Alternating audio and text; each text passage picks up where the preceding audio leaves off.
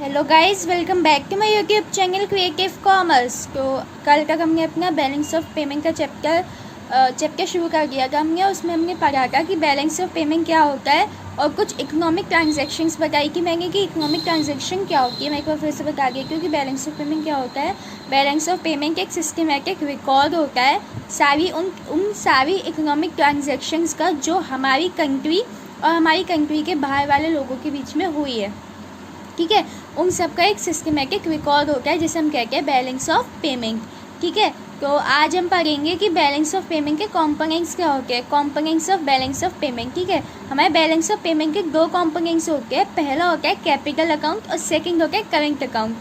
Capital account पढ़ेंगे हम, फिर करंट अकाउंट पढ़ेंगे एक एक करके। ठीक है, देखो हमारा सबसे पहले होता है कैपिटल अकाउंट। कैपिटल अकाउंट के अंदर हमारा क्या आता है, transactions get records changing ownership of assets and liabilities, यानी कि ऐसी ट्रांजैक्शंस आती है ट्रांजैक्शंस आती है कैपिटल अकाउंट में जो रिकॉर्ड करती है हमारी जब एसेट्स और लाइबिलिटीज़ में अगर कोई भी चेंज हुआ होता है तो वो सारी ट्रांजैक्शंस हमारी कैपिटल अकाउंट में आती है। ठीक है, और देखो इसके कुछ एग्जाम्पल है। जैसे फॉरेन इन्वेस्टमेंट होती है हमारी। फॉरेन इन्वेस्टमेंट में दो टाइप की होती है, एक होती है FDI जिसे हम कहते हैं फॉरेन डायरेक्ट इन्वेस्टमेंट, और एक होती है FII जिसे हम पोर्टफोलियो इन्वेस्टमेंट भी कहते हैं। ठीक है, FDI क्या होती है हमारी ownership of enterprises by NR यानी कि non resident in domestic country. मानो कि हमारी इंडिया है, ठीक है, और बाहर का कोई बंदा है, ठीक है, उसने हमारी इंडिया के अंदर की कोई कंपनी खरीद रखी है, उसकी पूरी ऑनरशिप है उसके ऊपर। ठीक है, तो उसे हम कहते हैं फॉरेन डायरेक्ट इन्वेस्टमेंट। ठीक है, और FII क्या होता है कि बाहर के किसी बंदे ने हमारी इंडिया की कंपनी के अंदर अपने पैसे लगा रखे हैं, इन्वेस्टमेंट की हुई है, शेयर्स खरीदे हुए हैं, बॉन्ड्स खरीदे हुए हैं उस कंपनी के, उससे हम कहते हैं फॉरेन इंस्टीट्यूशनल इन्वेस्टमेंट FII जिसे हम पोर्टफोलियो इन्वेस्टमेंट भी कहा जाता है।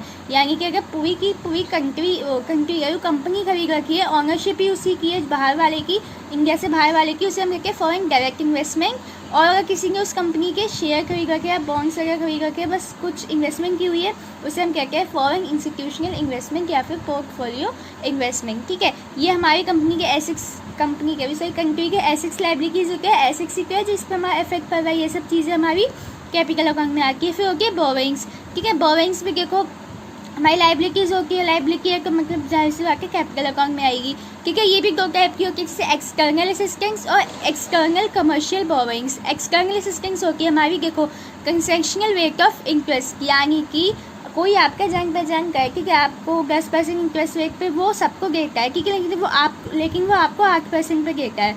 ठीक है, कम दे रहा है, उसे हम कहते हैं एक्सटर्नल असिस्टेंस। और एक्सटर्नल कमर्शियल बोरोइंग होती है कि जितना मार्केट रेट ऑफ इंटरेस्ट है कि 10 है तो वो दूसरा बंदा भी आपको 10% इंटरेस्ट रेट पे ही आपको उधार दे रहा है, उसे हम कहते हैं एक्सटर्नल कमर्शियल बोरोइंग्स। ठीक है, अब देखो हमारे पास घर आती है बैंकिंग कैपिटल, यानी कि foreign assets and foreign liabilities of banking sectors excluding central bank या और including deposits bye non residents, यानी कि बाहर के बैंक में हम लोग कोई भी डिपॉजिट वगैरह करके वो सब भी हमारा बैंकिंग कैपिटल में आता है। ये सब भी हमें रिकॉर्ड होता है कैपिटल अकाउंट में। या फिर अगर कोई भी चीज़ बच गई, शॉर्ट टर्म क्रेडिट्स वगैरह, short term liabilities, assets, current assets, ये सब कुछ भी बच गया, एसेट्स लाइबिलिटीज़, सबसे एसेट्स लाइबिलिटीज़ में जो भी होता है सब हमारा आता है कैपिटल अकाउंट के अंदर। ठीक है, अब देखो हम पढ़ेंगे इसमें अब करंट अकाउंट के अंदर क्या होता है। देखो करंट अकाउंट में आता है हमारा statement of actual receipts and payments in a short period, यानी कि करंट अकाउंट में आता है हमारा जो हमारी रिसीट्स और पेमेंट्स होती है।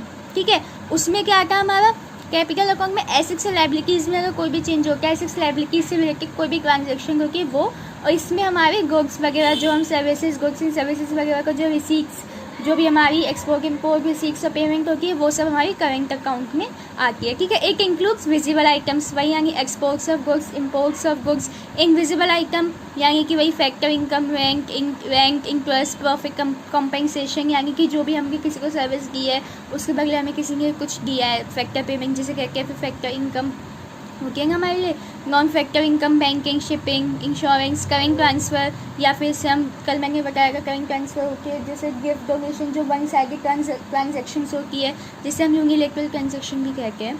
ठीक है, तो ये सब हमारी इंक्लूड होती है करंट अकाउंट में।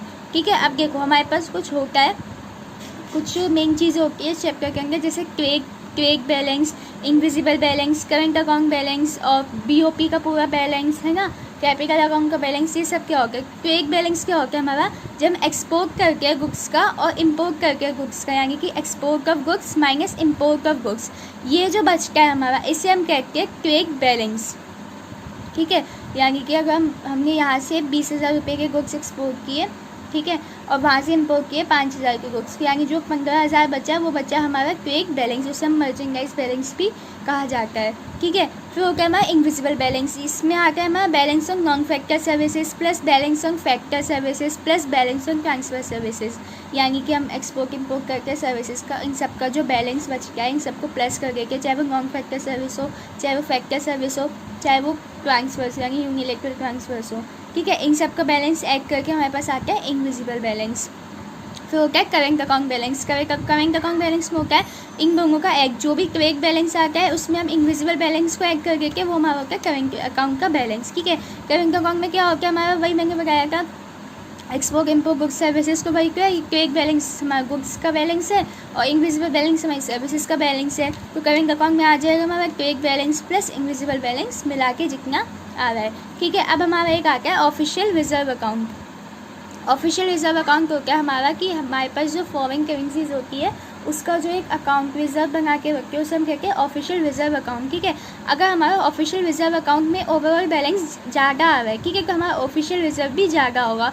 ओवरऑल बैलेंस कम आ रहा है तो हमारा ऑफिशियल रिजर्व भी कम होगा, यानी कि हम ओवरऑल बैलेंस ज़्यादा आने से मतलब है कि हम एक्सपोर्ट ज़्यादा कर रहे हैं, इम्पोर्ट कम कर रहे हैं। ठीक है, हमारे पास फॉरेन करेंसी ज़्यादा आ रही है और हम यहाँ से फॉरेन करेंसी का खर्चा अपने पास से कम कर रहे हैं, और कम आने का यानी कि हम इम्पोर्ट ज़्यादा कर रहे हैं, एक्सपोर्ट कम कर रहे हैं, यानी कि हमारे पास से फॉरेन करेंसी ज़्यादा जा रही है और हमारे पास फॉरेन करेंसी कम रही है। आती कब हमारे पास, जब हम लोग यहाँ से एक्सपोर्ट करके बाहर लोग पेमेंट करके हमारे पास करेंसी आती है। ठीक है, जाती कब है, जब हम यहाँ से इम्पोर्ट करके बाहर से सामान मंगवाते हैं, ठीक है, तो हमें पेमेंट करनी होती है कि हम फॉरेन करेंसी अपनी खर्च करनी पड़ती है। ठीक है, तो ये का हमारा बैलेंस ऑफ पेमेंट और करेंट अकाउंट और कैपिटल अकाउंट। अब अगर कोई है कि क्या अगर हमारे बैलेंस ऑफ पेमेंट के क्या कंपोनेंट्स होते हैं, तो वो क्या है करेंट अकाउंट और कैपिटल अकाउंट। ठीक है, ये एक परफॉर्मा टाइप का है, देखो account of countries balance of payment. ठीक है, को क्रेडिट साइड होती है, यानी अगर हमारे पास फॉरेन करेंसी आ रही है तो क्रेडिट साइड लिखी जाती है। इनफ्लो ऑफ फॉरेक्स यानी कि फॉरेन एक्सचेंज, जो हमारे पास फॉरेन करेंसी का रिजर्व होता है। आउटफ्लो ऑफ फॉरेक्स अगर जा रही है तो डेबिट साइड लिख जाती है। इंपॉर्टेंट नहीं है, बस ऐसे मैंने बना दिया जिससे कि आपको समझ आ जाए। एक्सपोर्ट गुड्स का एक्सपोर्ट करेंगे तो हमारे पास आएगी, सर्विसेज का एक्सपोर्ट करेंगे तो आएगी। यूनिलेटरल ट्रांसफ़र अगर हमें कोई देगा, रिसीव करेंगे हम तो हमारे पास फॉरेन करेंसी आएगी। हमारे पास कैपिटल रिसीव होगी तो हमारे पास फॉरेन करेंसी आएगी। ऐसे इम्पोर्ट सब गुड्स हम बाहर से कुछ सामान मंगवाएंगे तो हमें देनी पड़ेगी फॉरेन करेंसी, हमारे पास आउटफ्लो होगी, जाएगी हमारे पास से। ऐसे हमारे ये सब है। यूनिलेटरल ट्रांसफ़र किसी को गिफ्ट पे करेंगे, किसी को कुछ करेंगे तो हमारे पास से जाएगी। ठीक है, ये था हमारा आज की वीडियो में कि हमारा बैलेंस ऑफ पेमेंट क्या होता है, हमने कल पढ़ा था और उसके हमने आज कॉम्पोनेंट्स कर लिए। ठीक है, अगर आपको यहाँ तक ये चैप्टर समझ आया तो इस वीडियो को लाइक कीजिएगा, शेयर कीजिएगा और कमेंट करके बताइएगा कि वीडियो कैसी लगी। कल हम पढ़ेंगे इसी चैप्टर में आगे कि हमारा बैलेंस ऑफ पेमेंट के क्या बैलेंसेस वगैरह होते हैं। ठीक है, तो वीडियो पसंद आए तो उसको लाइक जरूर कीजिएगा। समझ में आया क्या? 101% आप लोगों के